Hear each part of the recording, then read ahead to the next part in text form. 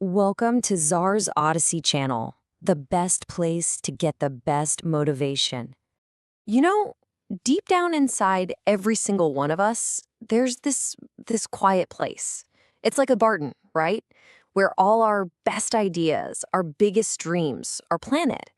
But here's the thing. For so many of us, that garden just sits there. We never water it. Those ideas that are like these little seeds that never see the light of day. They're just unspoken, never explored. And it's not some big, loud, dramatic event.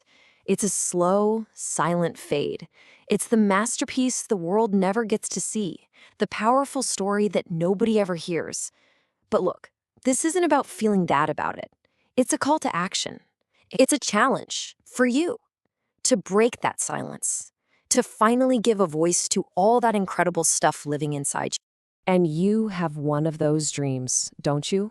I know you do. You can feel it, can't you? It's like a heartbeat for a different life, a vision of you, but stronger, more complete. When you really let yourself think about it, you can almost feel what it would be like. That vision, that's your compass.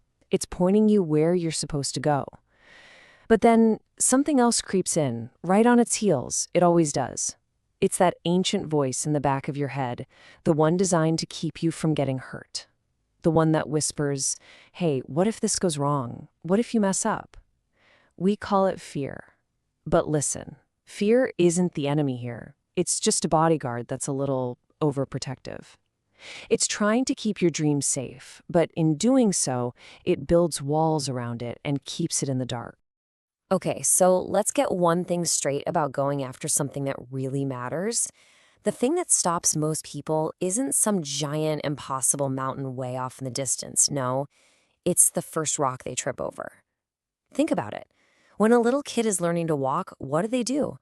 They fall a lot, like hundreds of times. But do we ever look at them and say, well, they failed at walking? Of course not. We know it's just part of the process. It's how you learn. But somewhere along the way, we grow up and we forget that. We hit one snag, one setback, and we treat it like it's the final verdict on our dream. We think that stumble means we should just quit, and that's it. The journey is over. Not because the path got too hard, but because we chose to stop walking. The dream wasn't defeated. It was just abandoned. So that choice, that moment you decide whether to keep going or turn back, it puts you at a fork in the road. On one side, you've got this wide paved highway. Everyone's on it. It's safe. It's predictable. You know exactly where it's going. It's comfortable. It's the easy route. And then there's the other path. It's more like a trail through the woods. It's rocky. It's not well lit. And you kind of have to make it up as you go along. It's going to ask a lot more of you. It's going to demand that you be brave, that you get back up when you fall. It requires you to leave the crowd behind. And look, this isn't about one path being good and the other bad. It's about what you want out of life. Do you want the comfort of knowing the destination? Or do you want the fulfillment that only comes from the journey? The kind of journey that actually changes who you are? So let's just pause for a second, right here, right now. Tune out all the noise and just be honest with yourself. What does the ground under your feet feel like?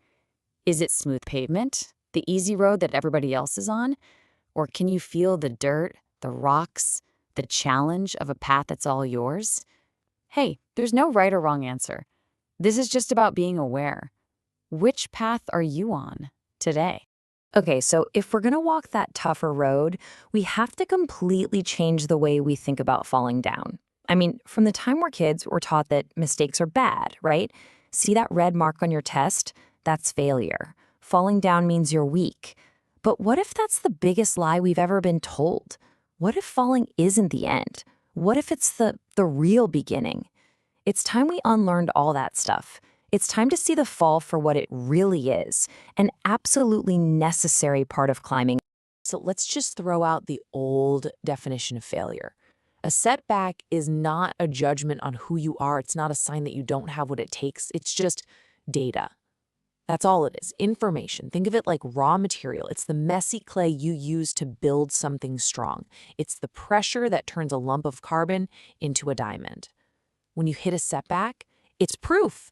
It's proof that you're pushing yourself, that you're out there on the edge trying something new. Without that struggle, there's no real growth. There's no getting stronger. It's the non-negotiable price of admission for becoming who you're meant to be. And you can see this everywhere.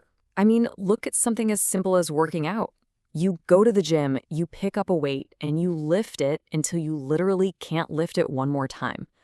That point, that moment of failure, that's the magic signal. That's what tells your muscles, hey, we need to get stronger for next time. It's the same with learning an instrument, right? You practice the song until you just can't get it right. You keep messing up. That struggle is literally rewiring your brain. Real growth, I don't care if it's your body, your mind, or your spirit, it only happens at the very edge of what you can do right now. You have to be willing to go to that edge and push, because that's where the change happens. Imagine you're an explorer, okay? And you're trying to find a new way through some huge wild forest. The first day, you walk for hours and hit a river you can't cross, so you turn back. Did you fail? No, you just discovered where the river is. The next day, you try a different route and run into a giant cliff. Again, not a failure. You just mapped the location of the cliff. With every single attempt that doesn't work, you're not failing. You're learning the layout of the land. Every dead end just makes the right path clearer. It's all just part of the same process of discovery. So let this be your new motto. Get out there and mess up early while the stakes are low. That's when you learn the cheap lessons. Try new things often, because every attempt is another lesson learned, another step forward. And this is the most important part, always, always fail forward. Every time you stumble, just make sure you land an inch further than where you started. Use what you learned to take a better step next time. That way you're always moving, always growing, always turning a stumble into fuel. But look, being willing to do all this, to face these challenges, it takes a serious amount of energy. And if your motivation is just fear of getting left behind, fear of not being good enough, you're going to burn out. That's like trying to run a marathon on sugar. You need a better fuel source, something that pulls you instead of something that pushes you. What you really need is a motivation that comes from love. There's this old story. A young man sees an elderly gentleman out for a walk. The old man stumbles on the sidewalk and takes a little fall. The young man, being a good person, rushes over to help him up. He's really worried. He says, "Sir, maybe it's too dangerous for you to be out here. Maybe you should stay inside where it's safe." The old man just brushes himself off, looks at the young man with these really clear eyes, and he smiles. And then he starts to say something so simple, but so incredibly powerful. He starts with, "I love walking. I love walking way more than I'm afraid of falling." Just let that sink in for a second. For him, the pure joy of it, of just being outside, moving, living, that feeling was so big, so important that the risk of falling just seemed small. It was a price he was willing to pay. His passion was bigger than his fear. His love for the walk was so much stronger than his fear of the fall. And that right there is the secret to a life that feels alive. A real life isn't about avoiding every risk or struggle. It's measured by how much passion you let in. It's about actively chasing the things that make you feel like you. And if chasing that means you're going to fall down sometimes, if it means you're going to get a few scrapes, well, then so be it. That's not a sign you're doing it wrong. That's the sign of a life well lived. Because sitting in a perfectly safe room, away from every possible risk, well, that's not really living at all, is it? So I want you to ask yourself this question. What is your walking? What's the thing you do, the thing you pursue that's so important to you? The fear of messing it up doesn't even matter that much. What do you love so much that you're willing to be bad at it for a while? That you're willing to look a little foolish to get it right? Find that thing. Because that love, that's the fuel that will never, ever run out. Now, if you're still struggling to find that big love, that's okay. There's one more way to look at all of this. It's a perspective shift that's so powerful, it makes all our day-to-day fears seem almost silly. It's the view from the end of your life, looking back. It's about zooming out from this one moment and seeing the whole picture. Take a look at this. This simple line is the most valuable thing you will ever own. It's your time. It has a beginning that's already happened and an end that is a total mystery. We have no idea how long this line is. And that's not supposed to be scary. It's supposed to be motivating. It's a reminder that every single day is a chance to actually live, not just exist. Here's the hard truth. Our time runs out. That's the one thing. That's the same for everybody. And in the face of that, all the things we obsess over, winning, losing, what other people think, they start to look pretty small. Playing it safe doesn't buy you an extension. Avoiding risk doesn't make you immortal. The clock is ticking for everyone, for the person who hides and the person who dares. Knowing this doesn't make life less valuable. It makes it infinitely more precious. It tells us to stop worrying about getting it wrong and start focusing on getting it live. So with that in mind, let's ask the right question. The question isn't, what if I try and I fail? The real question is, what if I don't try at all?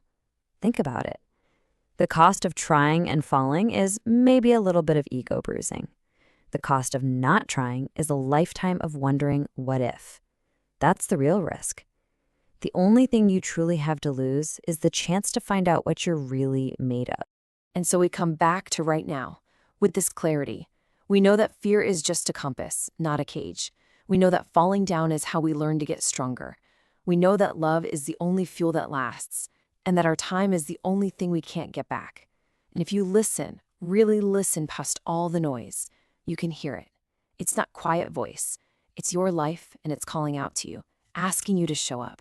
That place that feels so safe, so comfortable, so predictable, we have to start seeing it for what it is. It's the real danger zone. It's like a harbor for a ship. Yeah, it's safe in the harbor. No storms can get you. But that's not what ships are for. A ship is built to be out on the ocean, to see what's over the horizon. The biggest risk isn't facing the storm. The biggest risk is letting the magnificent ship of your life just sit there and rust away in the harbor.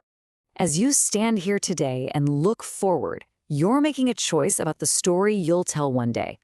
One version of that story is full of question marks. It's a story that will always be haunted by the words, what if? What if I had just given it a shot? The other story, well, it might have some scars in it. It'll have some twists and turns. But the whole thing will be held together by one powerful feeling. I'm so glad I tried. I'm so glad I really lived. And the choice between those two endings isn't made down the road. It's made right now. You have something inside of you that is uniquely yours. It's a special mix of your talents, your ideas, your way of seeing the world. No one else has it. But a gift doesn't mean anything if you keep it to yourself. If you hide it because you're scared of what might happen, it just stays an idea. The world needs what you have. You're not jumping off a cliff into nothing. You're stepping into an arena to share your light. Your life is an empty book. You are holding the pen. The fear of failure? That's just being afraid of a messy first draft. But every great story starts with a messy first draft. Your story doesn't have to be perfect. It just has to be written by you. It's waiting for the adventure, the lessons, the passion. So forget about the ending for now. The whole thing starts with the very first line. What's it going to be? Write it now.